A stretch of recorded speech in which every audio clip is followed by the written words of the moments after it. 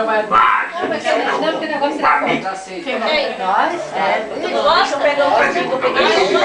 Vai em casa de foto.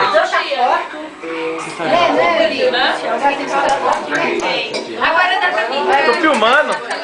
Ele é pesadinho também. Ô, Príncipe!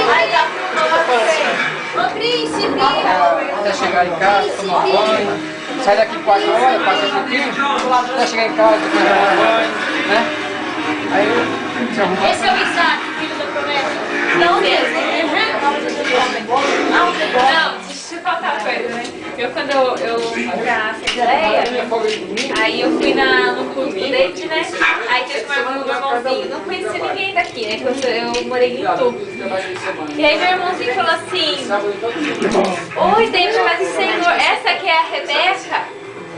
Eu peguei o que é Rebeca? Tô nervosa. Tchau. Quem que é Rebeca? Claro. Que isso? Fica confundindo meu nome? Quantas vocês têm que pegar, né? Não tem. Aí ele virou. Só que eu não falei nada de irmão, né? Aí ele falou assim, amor. Aí ele só sabe, ele não sabia se ele falava, se ele ria. Aí daqui a pouco encontramos um casal de novo, né?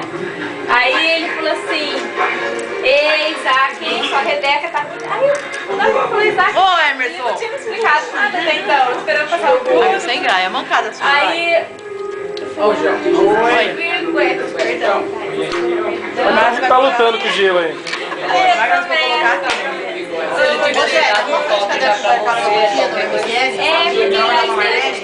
A gente agora, né? Tem o hábito de falar.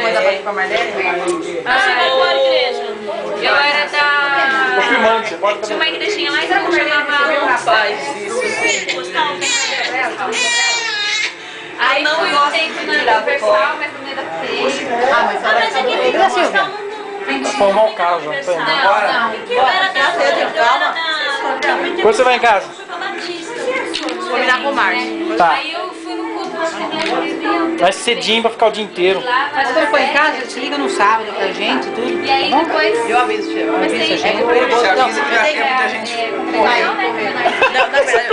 na verdade tem que avisar no domingo, tia, porque se o homem der a louca de estourar, aí fala assim, vai mais, né? Não, tem que avisar no domingo. Domingo de manhãzinho. Não, avisa no sábado. Isso, avisa no sábado. Avisa pelo MSN. Isso. Ó, tô indo tal dia. Nossa, minha filha. Aí eu fui na igreja pequena. Aí eu vi uma família.